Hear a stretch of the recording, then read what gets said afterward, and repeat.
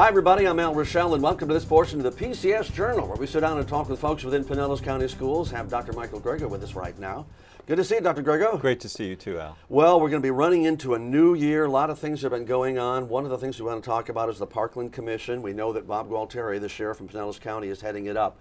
And I know that some of the recommendations that they're making for some school districts are controversial, but boy, I'll tell you, Gualtieri in his soundbite basically said there are some school districts that are not taking this seriously. But Pinellas County, you guys have taken it very seriously from day one. We have, and we've been taking it very seriously for several years. But I want to, first of all, publicly thank Sheriff Gualtieri for his work and effort. That's a very difficult job that he agreed to do as the commission on the Parkland tragedy, and has done a marvelous job in all of the details that he's had to come up with and balance a lot of entities and variables in that investigation. Had the opportunity to invite him over to the executive directors meeting with the Florida School Superintendents Association, and we spoke for about an hour and a half. And you're right, the details that are coming out, those things about safe zones in classrooms, we in Pinellas County have 100% of our classrooms have a safe zone, and the understanding of not only having one, but understanding where it should be and understanding to not place a lot of stuff there so that students and teachers can be there. The other part of the is the character development. As you know, and you've covered this too, Al, the Sandy Hook Promise has been a tremendous new initiative in our district that we began to bring in even before last February 14th. The buildings and the hardening of buildings, the smart things to do with the hardening of buildings. So we are very fortunate to have the sheriff and his involvement in our district. We meet with him and his staff regularly.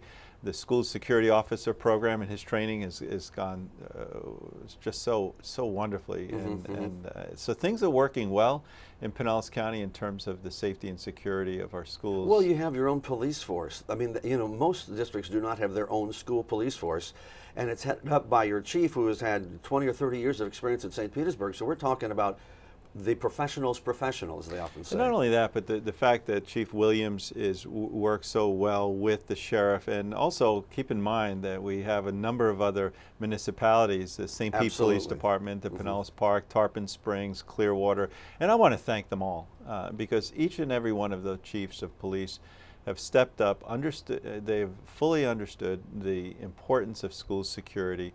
And also, let me add in there Gulfport too, because they've done a magnificent job. Now, one piece of security equipment, and we'll go briefly on this because I don't know whether you've done it or not, is that some schools are installing these almost like a deadbolt that goes directly down into the floor. That if they need to shut the door because there's been some concern about, well, sometimes they don't have time to lock the door doesn't self-lock. Well, this is like a bolt mechanism that you twist and it goes straight down into the floor about 6 inches, which makes it virtually impossible to close the door. Has this district ever looked at those things? Or maybe these other things are so much better. Yeah. So one of the things we talk about collaboration, when the state issued that $99 or $97 million for the hardening of buildings, one of the things we did was we met with the sheriff and all the other law enforcement agencies and went over the list and said, what's going to give us the greatest bang for a buck? And so what we did was we developed these phases. Phase one are the things that we really need to do that's going to give us the greatest return, and perhaps not always the most expensive, Al. Yeah, absolutely. But give us the greatest increase of security and safety. And we're not going to air those, but then phase two and phase three.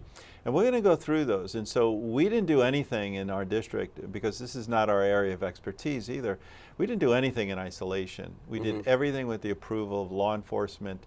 And when we submitted to the State Department this past about a month ago, it was approved. And so we're in the process of yes, we examined the right type of locks on doors that would lock from the inside. We examined every window safety. We examined all of these aspects, and with the consultation of law enforcement and security agencies. Well, that's good. The parents can know that our schools are safe. Very briefly, we talked last time about teachers' negotiations, that everybody else had settled except teachers. And I know I have talked to some teachers, and we're not trying to interject any editorial opinion here one way or another, but what's going on with the teachers and their salary? Is the salary the issue? Is it work rules that's the issue? How close are you to getting that done? Yeah, the salary doesn't, and the benefits, I want to thank our board for being so generous, and we really, for the little that we've been able to secure from the state, and so the salaries does not seem to be the issue. And our negotiating team, as you know, every 3 years we fully revise or negotiate the contract itself, the contract language, and so they have chosen to hold up the salary and the movement of providing the teachers the increased salaries that we provided to everybody else until the contract language is fine. It's their choice. I feel for it because I think we can do both at the same time. Sure. We're under a collaborative negotiation agreement with our union, and that means is that we both agree that anything in the contract we can bring up if we both agree to it anytime during the year. Well, and I think that's a great. wonderful thing. And so the concept there is let's not hold up salary and benefits of our teachers and all of our support employees, and let's continue to agree to work on contractual language, which we're pretty close with, but I understand what you're saying, and I understand the teachers too, and I certainly want to provide, especially around the holidays, but any time during the year, not only their increased salaries, but their retro check that would go back to last July, and so we want to provide those resources to teachers. Well, we'll just keep our eyes on that situation and see what happens.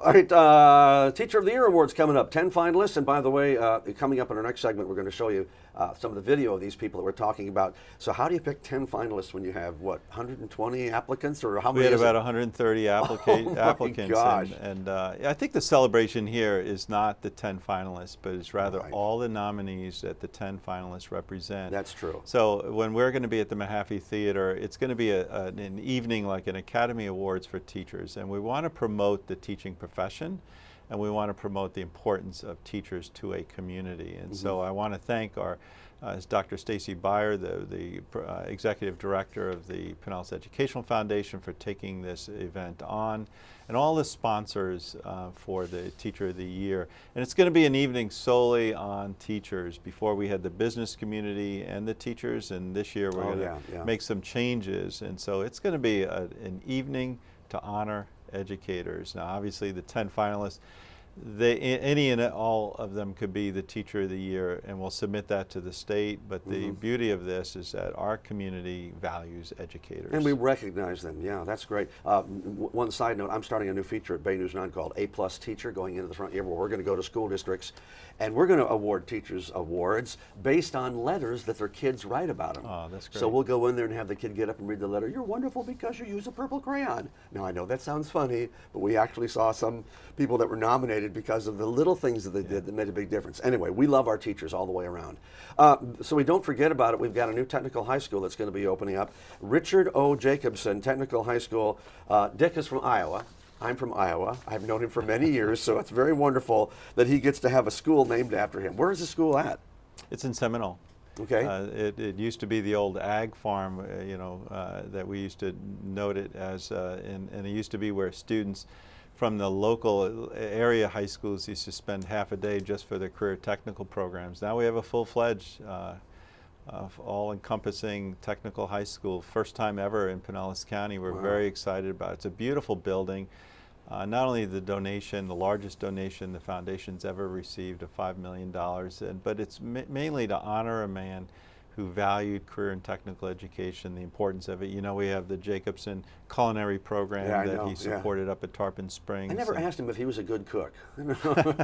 Maybe not. Maybe that's why he wanted to school. Who knows? But we're excited about it. And we had a tremendous ribbon cutting ceremony. The members of the foundation came down and came to Florida from Iowa, and we're just blown away of the tremendous opening that we had. Yeah, and you're going to be seeing that also coming up in PCS Magazine, so I think that's going to be interesting to watch all of that. So now we have some dates of things that need to be done. Kindergarten registration opens up on January the 14th. You have to register for any of your kids to go to school, right? You do, but this is a program that we established maybe 5 or 6 years ago. It's called Ready, Set, Kindergarten. And that is that we want our parents, for the first time kindergarten students, we want our parents to come in and feel comfortable with our schools. And so we open our schools up and we have little programs and meet the principal, bring your 4 or 5-year-old in and visit the school. We want you to feel comfortable about coming into Pinellas County Schools. We recognize it's kind of a nervous time, the first day of school when you're kindergarten. So we want the community to come in. So we open our doors over the 3 days of 15, 16, January 15th, 16th, and 17th. But let me also emphasize that anytime that you want to really come in and take a look at our schools, just contact the local school that you want to visit, and they will arrange a tour for that school. But this is a good time where you can bring the whole family. There'll be some snacks, there'll be some performances, you can tour the school, you can ask questions, you can meet the staff, and it's worked out well in the past, Al. And then what happens is that then parents are signing up earlier for the next year, so we're not wondering, and we know, and we can better prepare, and we can start to communicate with our families prior to the, I'm going to say 1920, it's so difficult to say sometimes, 1920 school year. Yeah, 2020. 20. You said 1920. 2019 and 2020. Oh, okay. I'm sorry. Okay, Yeah. it's 1920 It's early in the school morning, year. folks. Yeah, coming up here. I want to mention something that we talked about before, and I promised our audience that we would always keep up with, Bridging the Gap. How's that program going? How has it gone the first semester? It's going great. We have so much more to go, but we need to continue to focus on the celebrations. We just submitted our final report to the Department of Education yesterday on our graduation rate, and we see our African American graduation rate. These are our numbers, but they've increased by just over 5%, and so we'll see how the state takes a look at that. And so we're closing the graduation gap by over 3.5%. And so if you take a look at our Bridging the Gap plan, we set a goal of closing it each year by a minimum of 1.8%. So we've almost doubled that. Yeah, that's good. The achievement, the behavior issues are down, the referrals to ESE are down for African American students.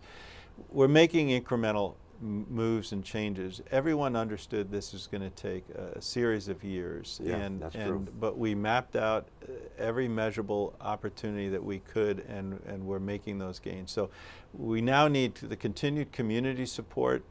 We need continued community leaders to support students, support families, and we'll continue to increase their educational opportunities. Wonderful, wonderful. And because we're almost out of time, we're going to talk about it. Lakewood High School wins the Cyber Innovation Award, pronounced SoftWorks headquarters, competition that was held there. Tell me about that. Yeah, this is a great example of school-based, work-based experiences. What we're trying to do throughout our district is to bring the work-based experience into the school-based. And so here's an example of an outside software company that has a distinct challenge. They open it up to various schools. 3 or 4 of our high schools were involved with it. Lakewood High School came out with the best solution. I think it was a mask for an animal if they had to go. It's kind of a military operation. Oh, wow. To provide oxygen to the animals, and so it was very detailed. I don't want to stumble in describing it, but smart. But I think they're Osceola High School and Countryside and several others. But it's a great example of how we're bringing the work-based experiences into school, and then having teachers and students work on it and then report out. It's a tremendous connection with it. And so I want to thank the business community for continuing to think about how they can engage our kids. We've interviewed the founders and creators of SoftWorks. They're great people. It's a great company. All right, we're out of time for this half of our program, but stay with us. We'll be back with more right after this.